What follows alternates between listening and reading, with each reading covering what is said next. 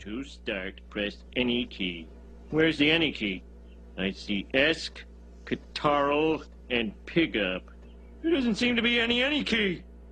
Whew. All this computer hacking is making me thirsty. I think I'll order a tab.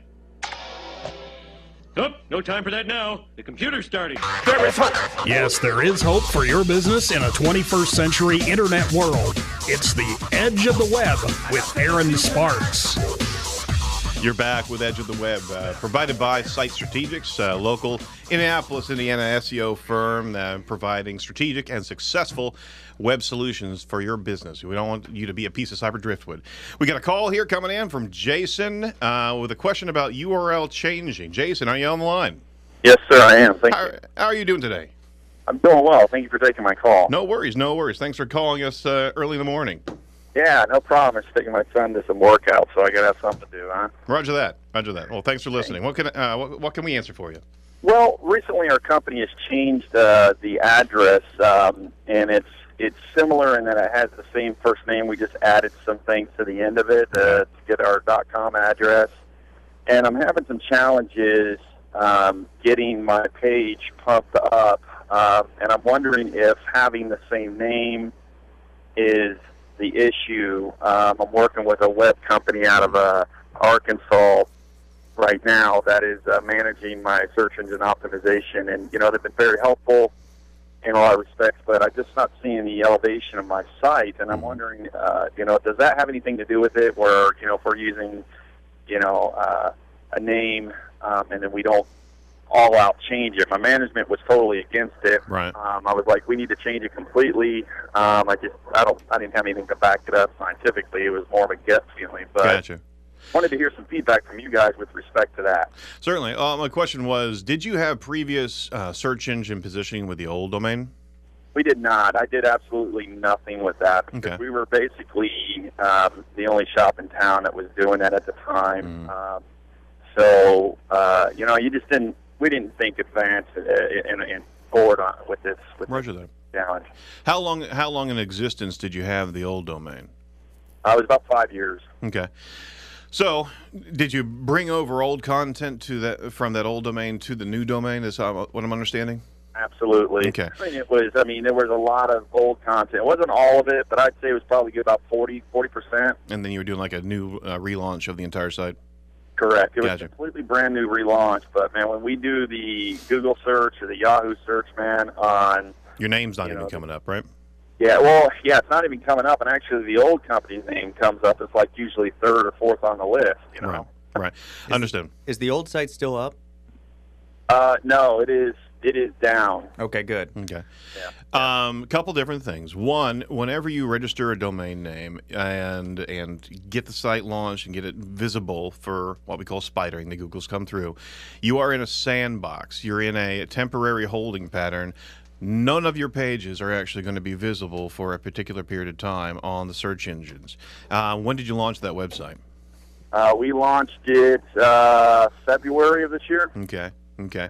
Now, it used to be that you'd be actually be in a sandbox of time for around 6 months before you'd see any visibility. Okay, that's changed a little bit. It's a smaller pocket of time, but why Google predominantly does this is because they don't want spammers, they don't want bait and switchers, they don't want people to be able to, or companies or whomever, to quickly create a domain name, get some high volume traffic, and switch it to another domain with any type of malicious intent. So it's actually it's a protective measure that is in place now. So you launched in February, you have all this new content, and nothing's coming up. My first point would say, you can wait for this to happen, and within 4 to 5 months after launch, which you're already there, you should start to see some positioning. John, what's up? Yeah, Jason. I honestly, there's so many factors that come into play with the SEO. That what we usually do is we run an audit report on your domain, just checking for the titles, the H1s, the H2s. If you've got an SEO agency currently working on your domain, I would have them just go back to them and say, what's the health of my titles, the H1s, H2s? Can you guys give me a site audit on how well SEO? They should be able to give you a report saying this is what's actually fitting for Google and its guidelines. This is what we need to work on. Yep. I'd prefer an ugly report. At least you know that they're looking at those metrics. That's you just right. need to go over there and That's let them right. know that. And there's a lot of things, Jason. Sometimes it goes so far as some things left on the cutting board that actually prevents Google from spidering your content. If you actually have a block on spiders coming in, is this a WordPress installation? Yeah, it's a Your WordPress, yeah. Your WordPress. You want to make sure that the site content is spiderable. I'd also go so far as to recommend doing what you can do inside of Google Webmaster's Tools is claim the old domain and actually tell Google that this domain is no longer here. It's a permanent shift, a permanent migration over to this other domain. So as a temporary fix, and that's not really temporary, it's a permanent fix, but even lighting up the old domain and actually claiming that inside of Google Webmaster's Tools and say, hey, this domain's no longer there. This is now permanently, and all content has been permanently migrated over to this domain. It's a very easy fix, and these are the kind of things that a couple dominoes to fall will actually get a heck of a lot more visibility to your site. Well, I'll tell you what, I'm going to be giving you guys a call next week because the company that's doing the SEO optimization for us, they're basically just hosting the site. They did the general structure of it. I manage all the content of it, and they said they have a couple guys in the back that are familiar with it. Well, I'm not really impressed with it. So, I like what you guys are saying. I've heard a number of your commercials and been listening to you periodically. Oh, fantastic. I'll be giving you guys a call next week, maybe touch base. That's great. That's great. What I'm doing. But I appreciate you guys' time and taking my call. No worries. We appreciate the phone call. Thanks a lot, Jason. Have Take a good care. weekend. Yep, you too. Bye-bye. All right. Hey, that's fantastic. That's the kind of stuff we love to do. We love to provide this type of information because you know what? There's a lot of issues just like this for your businesses. I mean, you as a business owner may not even know whether or not you've got that value spiderable of your own website. Give us a shout. We can easily run some reports and see this stuff and at least calm any questions or concerns you might have. Right? Yep. All right, getting into our cylinders this week. We've got interaction and infographics. We are working systematically through every 2 weeks. We bring up a couple things that you need to do for your social media, your search engine optimization, your search engine marketing, your analytics, all the 8 cylinders of your internet marketing Hemi. Well, we're going to talk about a couple things right here, but first and foremost, let's go over what we did last show, week 19 and 20 of our cylinders. We are going over the message, basically. That's why I deemed it. It's actually talking about testing and improving open rates of your email through and click-through rates, bringing more people to your website. It's about email marketing. It was about A/B testing your emails to polish up your messaging and open rates. We also gave some resources on the email marketing ideas and testing. One of those was Emailium. They actually provide you an access into all email marketing campaigns that they can get a hold of. They subscribe to all this, and you can actually go through all of the different mail. You can even spy on your own competitors and see what type of email campaign they're doing. There's also another email testing program called Litmus, which is a great testing platform for 20 different interfaces for email clients. We also talked about writing blog posts that mention other relevant tools and companies. They like to share it with your audience. It's about content marketing. You know, well, this week we're talking about. What are you talking about, John? Social media. Leave Twitter tabs open for the live social interaction. That's right. We're talking about interaction, okay? One of the things is, you can broadcast out social media, right? And I guarantee you that any company, you can tell when companies are just broadcasting out a message as opposed to interacting with their customers, okay? And social media, by its very name, is social.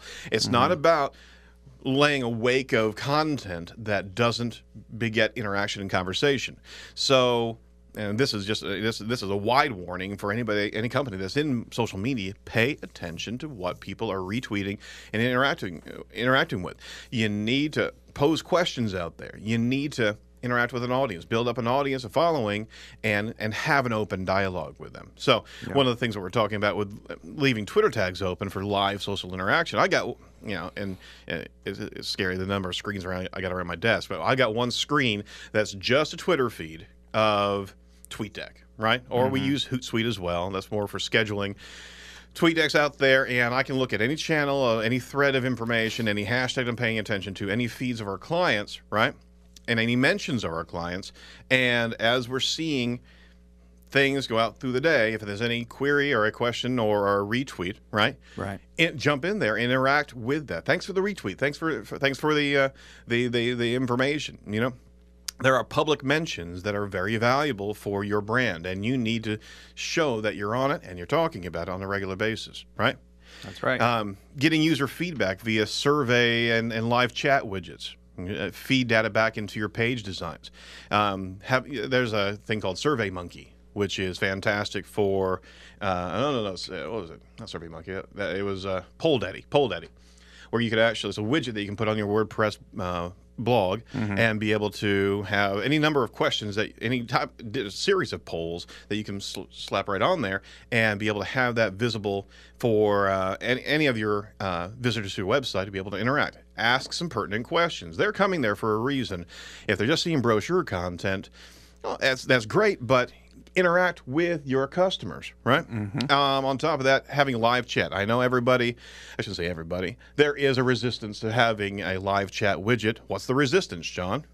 Well, you just don't want to man it all the time. Exactly. I mean, the time consideration of actually manning it continually is and the thought is that you have to be tied to the desk, right? Tied to the screen. Well, that's a misnomer, because guess what? I can pipe a live chat straight into your phone. Any smartphone has your live widgets. So if somebody's coming to your website, you'll first get a signal, hey, there's a visitor. And on top of that, you can also, if they interact, they can talk to you directly on your phone. You talk about getting into contact with the right people. This is an incredibly powerful tool if you market it and brand it. If it looks like a piece of junk or not serious play, or more importantly, if the live chat is turned off all the time and leave us a message, that's a negative brand. Okay, so those chat functions are very cool, because you pick that up. You can even have some canned steerage messages. Oh, you're looking for this particular product, and you can just pull from a drop down, push them right over to that particular page. And you can do that from your phone. I mean, is that cool or is that cool? Yeah, I mean, I prefer to have that option, but I mean, when it comes down to it, what I prefer is a phone number. But most importantly, what we're trying to do is provide all these different channels to allow, if you're using Twitter, if you're using Facebook, if you want a phone number, if you want a form, chat, we want to have all those options on the web page. That's right. So that's interaction. Now, the other side of this particular channel here, or the cylinder we're talking about, is content marketing. Okay, now this is going to be big and scary, but it's really very cool. It's infographics. Okay, infographics, if you're familiar with them. Yeah, I would venture to say that our normal listeners outside of the search engine optimization don't know what infographics are. Oh, they're really cool, let me tell you. Yeah. It's basically a combination of design and data. Okay, let's say that in any business that you have metrics about success rates of a particular product, or more importantly, you have a comparison of products. You have, this product does this because of this, and it's comparable to this, and here's a slew of data about this and why you should buy it, right? Basically, it's like a statistical analysis that they pretty up and try to make it to where it's not like a boring. cartoon, right? And it's like a flow diagram, right? It's kind of like you walk through and nice caricatures, so it's easy on the eyes and it's a visual stimuli, but it is impactful. If you want to see a slew of infographics, go to markettechblog.com, Douglas Carr's blog, Market Tech blog. They got a slew of infographics on a regular basis. Just fantastic information. So it's not just a huge amount of content to read. They're translating it for you into an easy to digest series of points. So there's a few sides to this, right? Yeah. Because it's not just from a user standpoint putting this out there. You're actually giving a link to somebody. When they share that infographic, or if they put that infographic on their website, that link is going back to you. So by delivering, one is the actual design time to actually make this infographic, right? But the execution of this is putting your infographic on your blog or website, along with a share this function where they can copy that entire code and paste it straight onto their website. And that gives you link juice back over to your own website. But more importantly, this infographic is great for cultivating bookmarks and return traffic back to your website. You're putting up great assets for people to point back to, okay? And that begins the dialogue as well. You're giving good information. You're translating information, so you're not forcing people to read things and come to their own conclusions. You're making it for them. And you don't have to do it just on your own products. You can do about anything that's inside of your market. All right? There are some resources. If you're not a designer, don't worry. You can actually find resources that are stock libraries of graphics that you can pull together and put together as a full-fledged design. Some of those are graphicriver.net. Shutterstock also has a mess of caricatures and what have you. But if you need somebody to actually pull all that together and make a great message for you, contact Site Strategics, right? We can do that for you. We can pull together a great infographic for your company. Of course, we don't have the data for you, but I'm certain you can bring that with us, right? You're listening to Edge of the Web Radio, News Talk 1430. We'll be talking about 10 tweaks to your landing page on the other side of this break. Talk to you real soon. Bye-bye.